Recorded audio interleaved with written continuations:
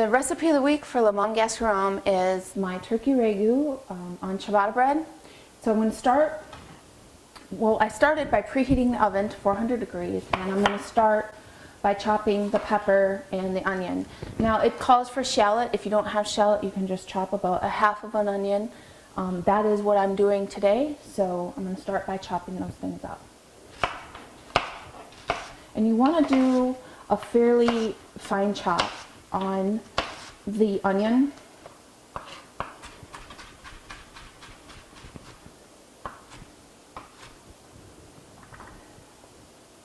With the bell pepper, I use mostly reds and oranges. You can use either one in this recipe. I've used them both and it turns out great. Either way, I just prefer the sweetness and the flavor of the red bell. So again, just like the onion, I'm going to chop it up into a fairly small chop, and then we'll get to sauteing them with the couple cloves of garlic here in just 1 second.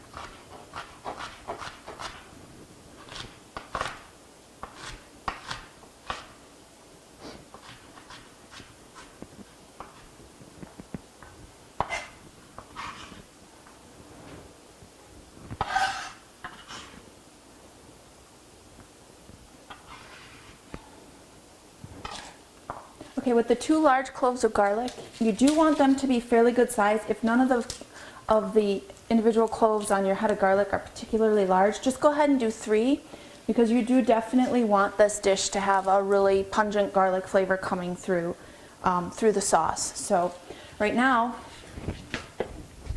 I'm going to give those a little pop and mince them up pretty fine, and then we're going to put everybody in the pool.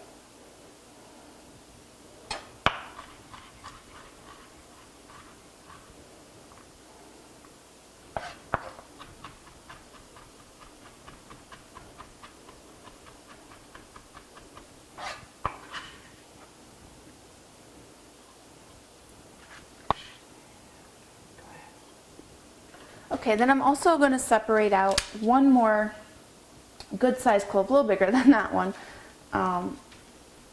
Nice fresh head of garlic, very, very tight cloves. Okay, about this size is good, but another nice sized clove. And I'm going to pop it, just gently though, because then after I skin it, I'm going to cut it in half and I'm going to use it to rub over the toast after it's toasted. I don't use powdered garlic. Rather, what I do is toast the bread and then rub the fresh clove of garlic over it. It's a really nice flavor. Okay, now I'm going to take the chopped veg and the garlic over to the pan. You can use a skillet or a Dutch oven, whichever you prefer. I like the Dutch oven. It's nice and deep, and being that it's porcelain, just heats nice and evenly, and I can kind of be messy and I don't have to worry about splatter. So if you're a neater cook than me, by all means use a skillet. Alright, so first things first, I'm going to put in about a tablespoon of grapeseed oil. I'm going to add a tablespoon of butter to the oil. The oil helps to keep the butter from browning or burning. And give that a little stir around there while it melts. And everybody in the pool. All right.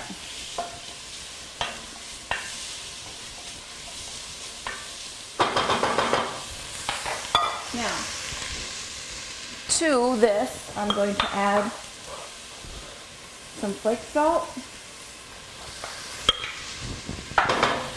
Okay, and then I'm going to add several cracks of fresh ground pepper in here. And then I'm just going to saute this down until you start to see the onions start to just get a light caramelization, not completely caramelized and dark, but transparent and starting to brown a bit is what you're looking for. And at that point, we'll add the meat in and start cooking it down with the tomato paste and making the ragu sauce. I've added just a little bit of stock to this because I want to pick up the browning off the bottom of the pan, and then it will cook down. You can see it already starting to reduce down again and absorb all that liquid. So I'm going to give this another couple minutes, and then I'm going to put the meat in and we're going to finish up the ragu.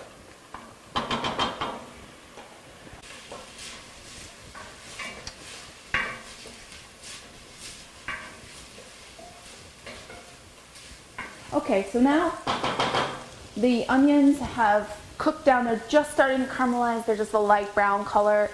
And the peppers are softened. And I'm going to add in the turkey meat at this point into the pool.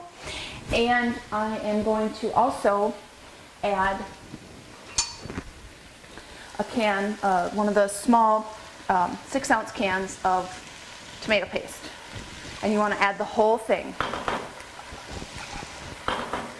Then, before you season the meat and the veggies and everything in there, first you want to start reducing it down the first time. So I'm going to pour in a little bit of stock, probably 1/4 cup, 1/3 cup, somewhere's in there.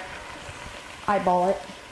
Okay, so we've got the tomato sauce, or not sauce, tomato paste into the meat and the veggies, and we've started our first round of sauteing it down and sort of reducing that mixture down. And what I'm going to do now is I'm going to add a little bit more stock for the second one. The meat is about half cooked right now, and I'm going to add the seasoning. So we're wanting to add about a tablespoon of chili powder, and yes, a tablespoon. It sounds like a lot, and it is a lot. But for this mixture, it doesn't come across as the overriding flavor, but it adds a great note. Okay, and you're going to add about a teaspoon of Italian seasoning.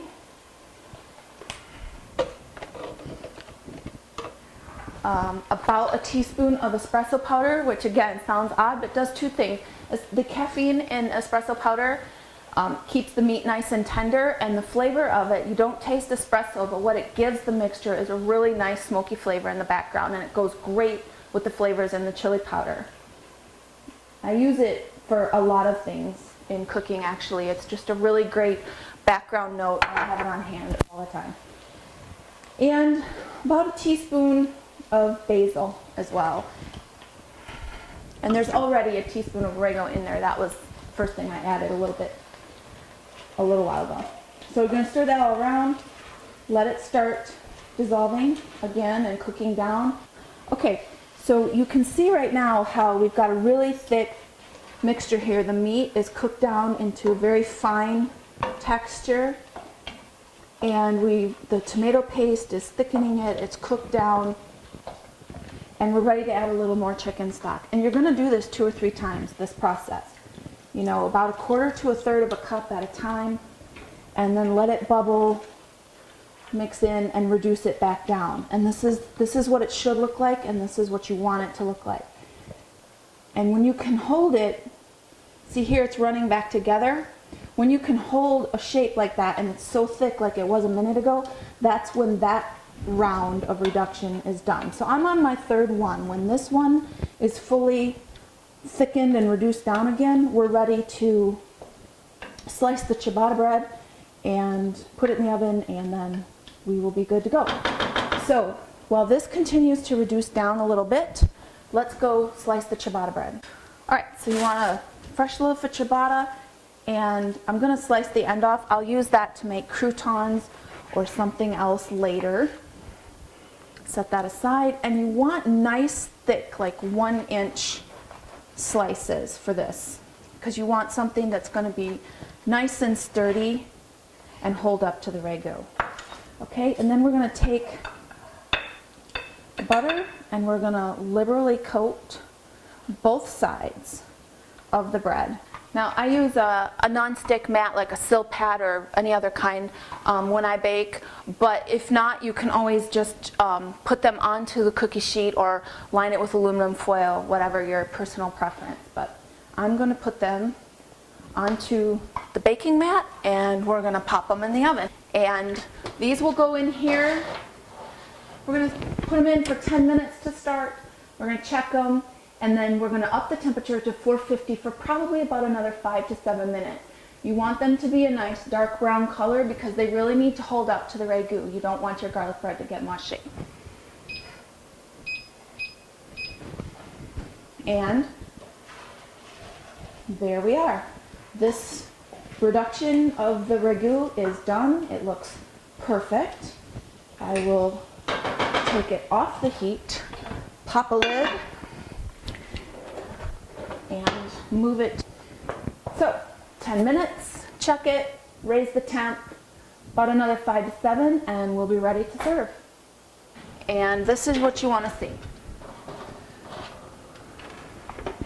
You want them to be a nice dark golden brown like this because you want them to hold up well to the Ragu when you plate it. So what I'm going to do, you could be smart and use a spatula or tongs. I'm going to be not as smart and use my hand. Okay, so wait for them to cool a bit so that you can handle them without burning your fingers.